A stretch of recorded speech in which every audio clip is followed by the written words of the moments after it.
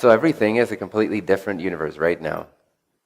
Even if this moment is different by one hand movement and everything in the universe is the same, or even just one rotation of an atom or a subatomic particle, if there is difference whatsoever, it means that that moment is a completely 100%, even if everything else looks the same from the previous moment, it's a 100% new, completely distinct, parallel universe.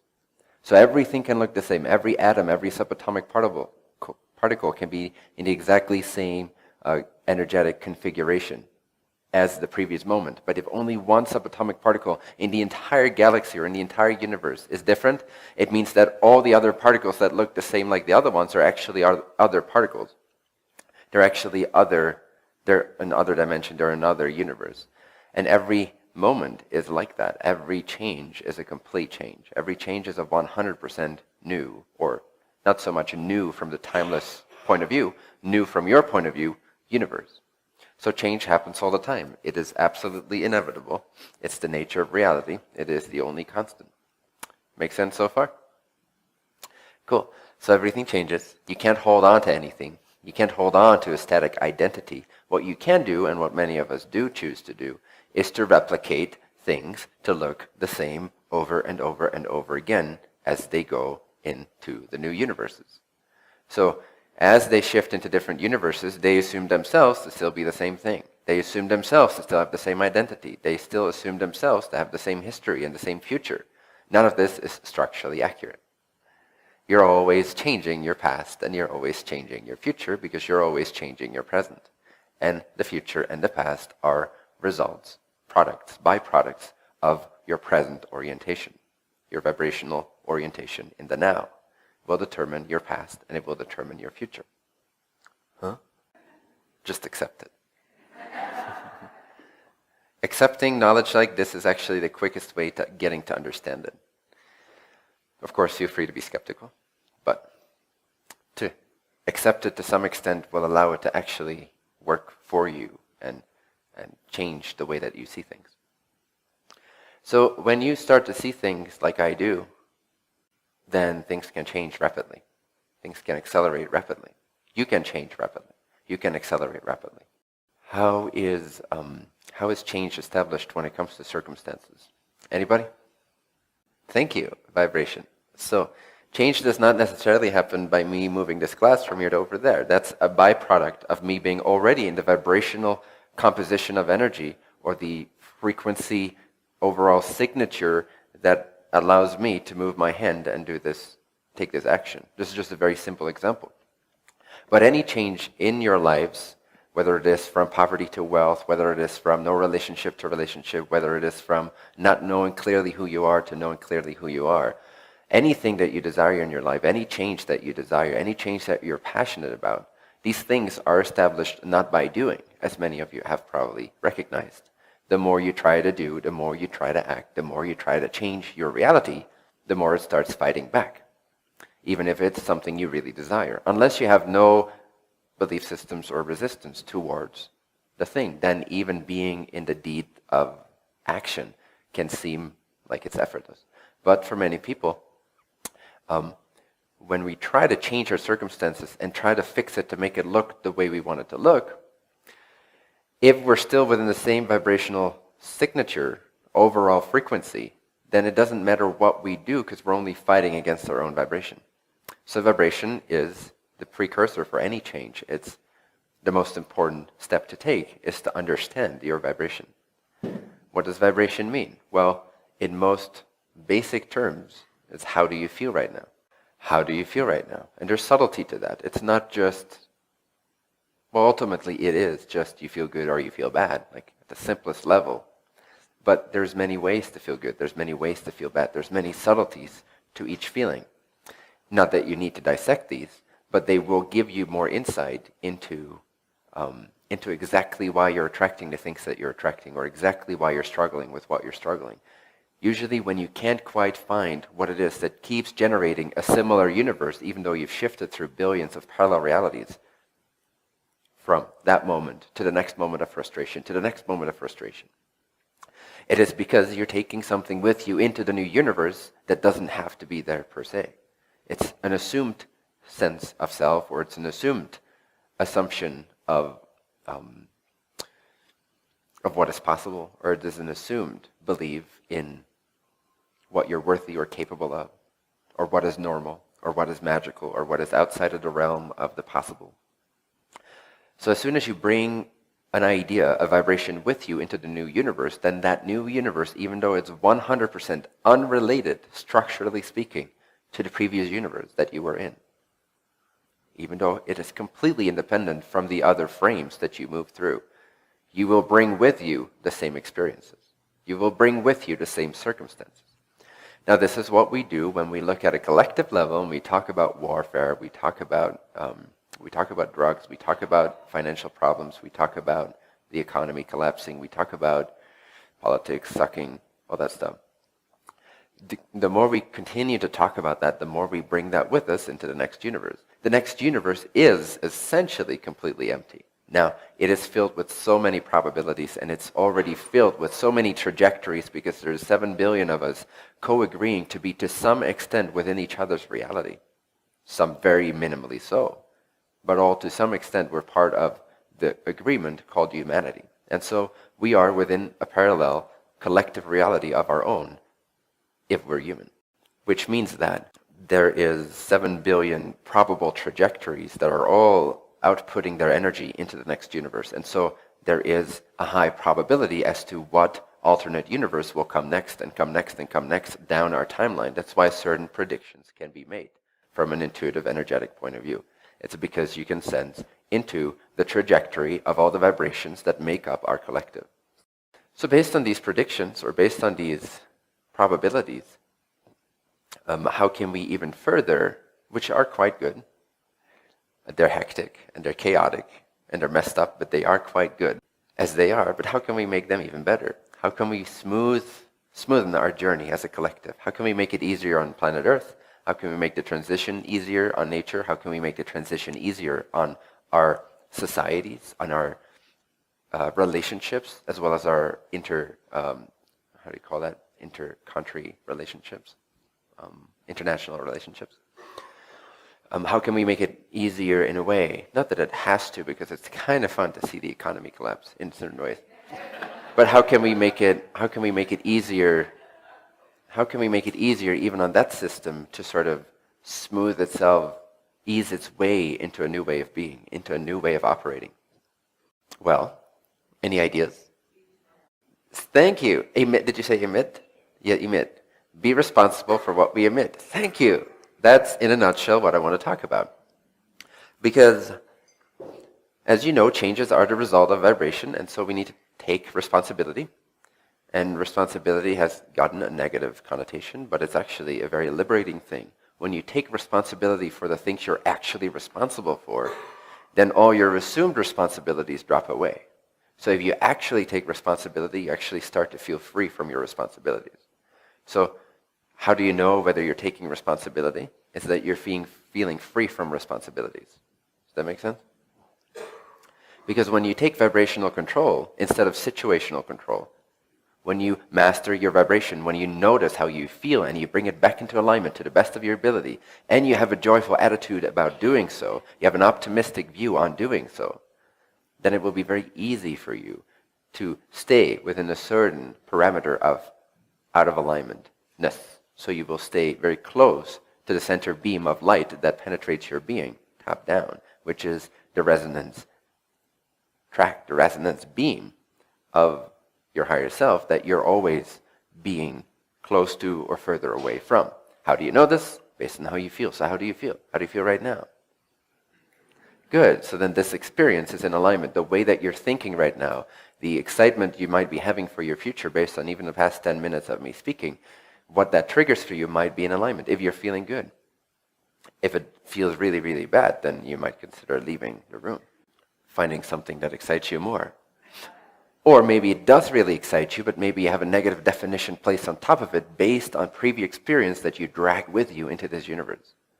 Now you see, ultimately, ultimately, this universe, the next universe, the next universe, and I'm talking not about years from now, I'm talking about the next nanosecond universe, this universe, this universe, this universe, this is next, this is next, this is next. Every next moment is completely clean, it's completely clear, it's a completely blank slate. It's a completely new canvas. If you take out of the equation, which we cannot really do, all the trajectories of all the beings that are part of this collective reality.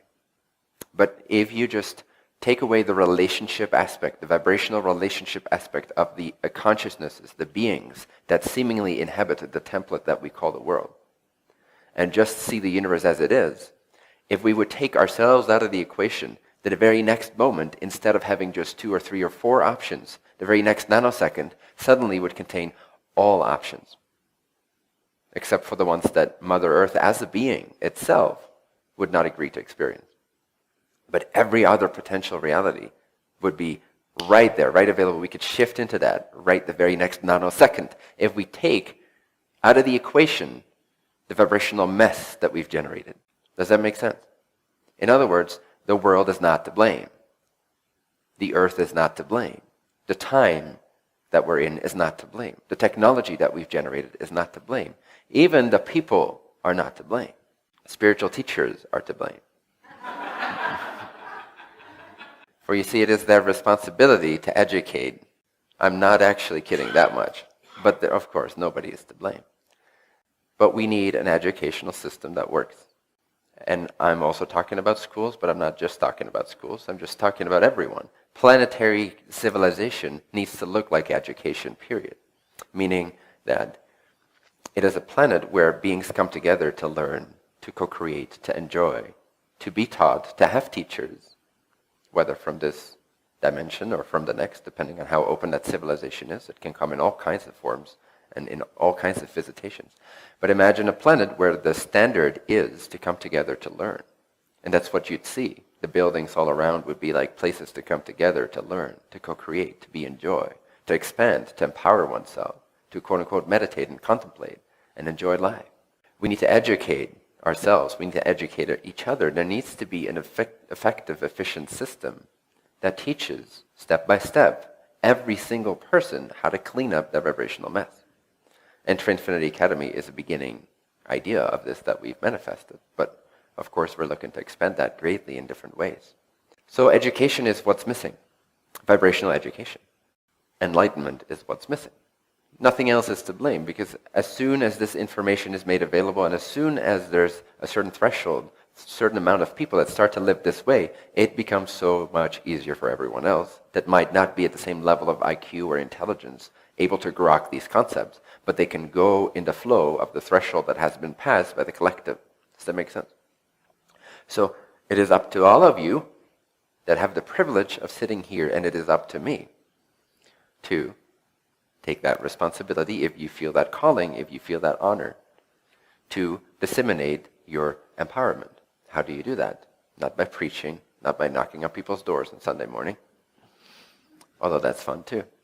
It is by living as fully as you can. Okay, you need to be an example. Your radiance, the way that you're living, needs to be a natural question mark that's above your head for everyone else. Like, who the fuck is this guy? Wherever you go, whenever you give someone a smile, whenever you shake their hand, whenever you say something, whenever you introduce yourself, however you present yourself, in whatever way, people should be turning their heads, even if they don't know why. And not because you look good or you do this or you dress yourself in a certain way, but because of the way that you're being, because of what you're emitting, because of what you're sending out, you see. And you all know these experiences when you feel really, really genuinely good, grounded in goodness, grounded in happiness, solid, fucking solid. Whoever you meet, new or old, sees a question mark above your head and goes, who the fuck is this dude? Or who the fuck is this gal? Now, when you do that, it's the subtlest way to teach, but it's the most efficient way to teach. It's the most powerful way to teach because it will spill out into all the work that you're doing, into all the relationships that you're having. So cliche as it sounds, and limited perhaps as it sounds from a linear point of view, but to change the world, you need to take responsibility for your own empowerment. Is that enough? That is absolutely enough, because what do you do when you're happy? What do you do when you're overflowing? What do you do when you're ecstatic? You give. You give. You give, you create. You don't react, you don't take, you don't need. You give. You teach, you educate, you enlighten, you radiate. You rub off on everyone that you meet, and people that don't even know you, that never met you physically. You rub off on people vibrationally. If they're even slightly within the realm of being able to perceive and it being relevant for their soul journey here on earth as a being to take from that vibration, they will, whether or not they realize that they are. And whatever you have been growing up with, whatever the challenges that you have as part of your makeup, those are your gifts to the world. Whatever trauma, whatever psychological difficulty you carry with you today, whatever obstacles, whatever struggle you're going through today, that is the gift you took on for the sake of planetary enlightenment. All of you, no exception. There are no selfish people on this planet at this time, whether they realize it or not. Each and every one that has been incarnating within the past 40, 50 years has as part of themselves, inevitably, and before that many as well, but 100% at this point. What? Oh, you just made it. You're like right. No, well, every single person here, regardless of age. But generally speaking, out there, people that are just not really knowing what they're doing, 100% of them that are under the age of approximately 40 or 50 years old are here not just for their own purpose, but they're also here to serve the collective in this enlightenment age, whether they know it or not, whether they want it or not. Well, they want it, ultimately, but whether they realize they want it or not. So what I'm saying is that whatever psychological issues you might seemingly be dealing with, just know that you're not the only person dealing with that. And as you're dealing with that in the most conscious way, you're literally enlightening that darkness in the net of our collective, and that same area of consciousness which so many others around the world are hooked into, the same blueprint, the same area. You are being of service to, in many of your cases, literally millions of people by making a shift in the solitude of your bedroom. So realize that you are spiritual teachers, and you are responsible. You are responsible for the stuff that you agreed to experience. You are responsible for whatever lingers in you today that no longer fits in with this new reality that needs to be looked at and transformed. This is what you want. This is why you're here, and this is your service. Nobody may ever know about it in many of your cases, but you can know about it. And everyone else hooked into the same area of consciousness will somehow know about it. And once everybody's dead, you will rejoice on spirit level and see all the work that you've done and all the beings that you benefited. And you will come together in this great afterlife party. And suddenly there's 1 million people waiting to thank you for your service. So you may never know that you're a spiritual teacher, and well known at that, but you are. So don't feel like it's just you in your head, because it's never just you in your head. There's nothing that you can do today that is not exposed to the collective, vibrationally exposed. We've already reached a vibrational environment within which transparency is king. So we might still hold up on our very personal consciousness level, we might still hold up the barriers up. I don't know what you're thinking right now. We might still pretend that's the case. But environmentally, vibrationally speaking, that's no longer the case. Everything is lifted. The veil has been lifted. This means that everything you do is available to everyone else for all of eternity. Don't be ashamed. Don't try to contain yourself. Like I said, it's never been just you and your head. It's always been you and your service to planet Earth. So feel empowered in that way. Don't feel stuck, because you're not stuck. You're being of service. You're helping.